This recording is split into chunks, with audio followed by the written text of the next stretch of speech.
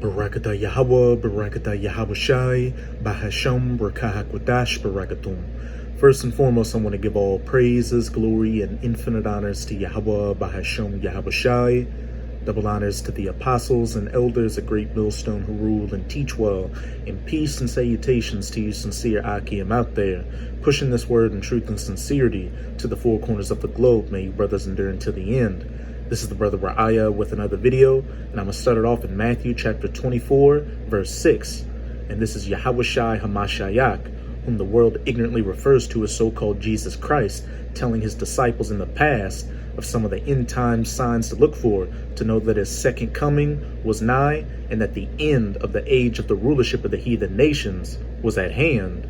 But as it says in Romans chapter 15, everything written aforetime was written for our learning. We're really living in the times of Yahawashi's second coming and the end of the rulership of the heathen nations, chiefly of the biblical Edomites, who are known as the so-called white people today. So all these end-time signs Yahawashi Hamashayak told his disciples to look for, if you have that spiritual eye salve, are either in the process of taking place or taking place as we speak. But as it says, and ye shall hear of wars and rumors of wars. See that ye be not troubled, for all these things must come to pass, but the end is not yet. And as it says down in verse 8, all these are the beginning of sorrows. We're just in the beginning stages right now of all these end times prophecies and judgments that Yahweh Bahasham Yahawashi is bringing on this planet to punish these people for all the iniquity they've been committing. And we can clearly see that there are wars and rumors of wars taking place. You've had the Iraq war, the war in Afghanistan, the Syrian civil war, the Libyan civil war, the war between Russia and Ukraine, and rumors of war, such as Israel going to war against Iran, and what's been in the news lately, China going to war against Taiwan. And just recently, you had Nancy Pelosi visit Taiwan, and China has said that that was a grave mistake the U.S. made, and there would be consequences. Just an example of rumors of war taking place. And now, I'm going to preface a clip from Wyon's YouTube channel titled, Gravitas, China announces targeted military operations around Taiwan to show that the rumors of war are indeed taking place, and we are definitely living in the last days, really the last seconds of the last days before the second coming of Yahawashi Hamashayak and the ushering in of the kingdom of heaven under the true children of Israel, who are known as the so-called Negroes, Latinos, and Native Americans today. And real quick, this is a fair use copyright disclaimer. I do not own any of the footage in this clip, nor do I stand to gain from it monetarily. This video is simply for educational purposes.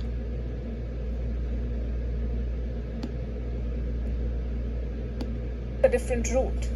Now, why is this visit such a big deal for China? Because they see Taiwan. All right. Slovakia. Damn ad. Their country. Remember what they said in the joint statement, Taiwan, China. And they see this visit as a violation of their sovereignty and territorial integrity. What about the US? What is their position? Officially, the US endorses the One China policy, meaning Taiwan is a part of China. But in action, and increasingly in words as well, they're backing Taiwan's push for independence. And this is part of that effort, it seems. Nancy Pelosi, despite all threats, has arrived in Taiwan. How is Beijing responding? It has vowed to make America pay. We are closely following Nancy Pelosi's itinerary. If the US is bent on going its own way, China will take resolute and strong measures to safeguard China's sovereignty and security interests. The US will certainly shoulder the responsibility and pay the price for undermining China's sovereignty and security interests. Beijing has unleashed its wolf warriors. Chinese Foreign Minister Wang Yi spoke out too. He said the US has committed treachery. Tensions are rising. The entire Chinese machinery, state machinery, has been mobilized, and Beijing is responding both diplomatically and militarily. First, let's tell you about the diplomatic response, and this is before the arrival of Nancy Pelosi. We've already told you what the Chinese statement post the arrival said. Chinese internet companies have gone offline in Taiwan. China's Twitter alternative Weibo has shut down its service in Taiwan. A Chinese news portal has also gone dark. Why did these websites leave Taiwan suddenly? They've not given a reason, but it's safe to assume that this is happening because of Pelosi's visit.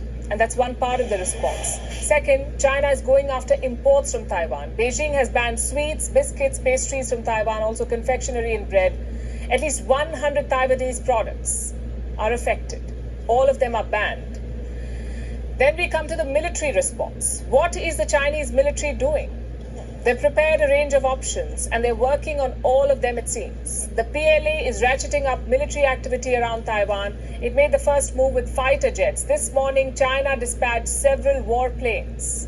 They flew towards the Taiwan Strait. In response, Taipei dispatched its own planes. The Chinese jets returned, but they left behind a message. They demonstrated how quickly Chinese planes can reach Taiwan. And that's not all. The PLA's southern theater is on high alert. Military units there are on standby. They are in charge of South China Sea and some Taiwan-related missions. And these soldiers could be asked to join the military build-up against Taiwan. Since last week, the PLA has been conducting drills dangerously close to Taiwan, and now they've announced another series of war games. These began today in the South China Sea, and they're expected to continue till Saturday. Now let's tell you what's happening within Chinese borders. The PLA is being redeployed. The PLA, of course, is the People's Liberation Army, the Chinese army. You've already seen what's happening in Fujian. This province, Fujian, could be at the center of the Chinese military response. If Beijing launches a military operation, it will most likely begin in Fujian. But what are the chances of that happening? Will China engage Taiwan militarily? Experts are not ruling out that possibility. Domestic air traffic was disrupted in Fujian today. Several flights were diverted. And this could be a sign. China could be clearing up the airspace for their military. So what exactly are they planning? How big an operation is the PLA prepared to conduct? The past offers some clues. Option 1 is a missile test. China has done this before. In 1995, Beijing test-fired missiles into the sea near Taiwan. What was the trigger? Bill Clinton, the then US president, had allowed Lee Teng-hui to visit the US. Lee Teng-hui was Taiwan's first democratically elected president. The US came out in his support, and China responded with a missile test. Option number 2, the PLA could attack an island. An invasion of Taiwan is risky, but going after smaller islands near Taiwan is easier. And these islands are under Taipei's control. Again, there is precedent. China has targeted an island before. It bombarded Taiwan's Kinmen Islands. This happened during the early days of the Cold War. Taipei managed to repel Chinese forces, but it suffered heavy losses. Hundreds of Taiwanese soldiers were killed. Now, decades later, Taiwan is preparing to counter another Chinese attack. It has built air raid shelters. Taiwanese citizens are being trained to dodge missiles. Officials are reviewing existing infrastructure, basement car parkings, underground shopping centers, and parts of the subway system can be used as shelters too. Officials in Taipei are comparing their situation to the war in Ukraine. When you look at the war in Ukraine, when the Russians strike, in the beginning they would hit military targets, but it's hard to imagine. That's pretty much it with this clip. You get the point. But as we can clearly see, back in Matthew 24, verse 6, and ye shall hear of wars and rumors of wars. See that ye be not troubled, for all these things must come to pass, but the end is not yet. The drums of war are clearly being beaten on, and it remains to be seen whether China is going to invade Taiwan or not, which Abaratazah they do. But regardless, what does it say at the end of verse 6? For all these things must come to pass, but the end is not yet.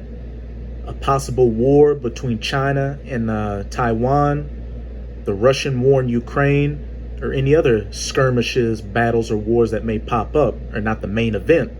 The main event that we're waiting for is the battle in the Valley of Jehoshaphat in that Middle Eastern region in Joel chapter 3. This is Joel chapter 3. I'm going to start at verse 9. Proclaim ye this among the Gentiles, which is exactly what the true men of the Lord, the prophets of the Most High, chiefly through GMS or Great Millstone, as well as the brothers that come in the stead of GMS, are doing by going out onto the highways and byways to preach this word, as well as putting up video epistles like this, proclaiming among the heathen Gentiles to prepare for war, World War III, the battle in the Valley of Jehoshaphat, the War of Armageddon, nuclear war, because World War III will go nuclear, war against Iran, because like I said at the beginning of the video, one of the rumors of war taking place is a war between Israel and Iran, and as pursuant to Jeremiah 49 verse 20, the least of the flock shall draw them out, and that least of the flock is speaking of those Amalekite Edomites over in the Holy Land right now, calling themselves Israelis. They're going to do something major to provoke a war against Iran, which is going to draw all these other heathen nations down into the Middle East, and that's going to play into the bigger battle in the Valley of Jehoshaphat, the War of Armageddon. Wake up the mighty men, let all the men of war draw near, let them come up. And just recently, Israel had a major military drill involving all their different branches, simulating attacks against Iran and its proxies called the Chariots of Fire. Beat your plowshares into swords and your pruning hooks into spears. Let the weak say, I am strong. Assemble yourselves and come, all ye heathen. The United States of America, Russia, China, the State of Israel, Saudi Arabia, Iran, Turkey, these NATO nations, and gather yourselves together round about. Thither cause thy mighty ones to come down, O Yahweh, and those mighty ones are the death angels of the Most High, holding back this great destruction, waiting to get the go-ahead to release it, which is mainly going to happen after the Charagma in Revelation chapter 13, verses 16 to 18, the MARKOFTHEBEAST, which is the RFID/NFC, MICROCHIPIMPLANT, is mandatorily implemented. Again, that's why it said back in Matthew chapter 24, verse 6, for all these things must come to pass, but the end is not yet. Let the heathen be wakened and come up to the Valley of Jehoshaphat, which in the Hebrew is Yahweh Shaphat, or Yahweh's judgment. For there will I sit to judge all the heathen round about. And when you go up to the first couple of verses in this chapter, you'll see why the Most High is gathering these heathen nations down into the Valley of Jehoshaphat to judge them for afflicting the apple of his eye, the children of Israel, who are again known as the so-called Negroes, Latinos, and Native Americans today. And at the top of that list are the biblical Edomites, as pursuant to Psalms chapter 83. Put ye in the sickle, for the harvest is ripe. Come get you down, for the press is full. The fats overflow, for their wickedness is great. Multitudes, multitudes in the valley of decision, for the day of Yahweh is near in the valley of decision. And when we see examples like China threatening to invade Taiwan, or rumors of war, or any of these other end times prophecies Yahweh Shai HaMashiach told his disciples to look for in the process of taking place, or taking place as we speak, we know that the day of Yahweh is very near in the valley of decision. So that's it with this video. And with this video, I hope you sincere Akim and Akwath were edified. Just keep strong. We're almost out of this final wicked captivity of the heathen nations, chiefly of the Edomites. And as always, I'm going to say Abad Babal, Kwam Yasharala, and until next time, Shalom.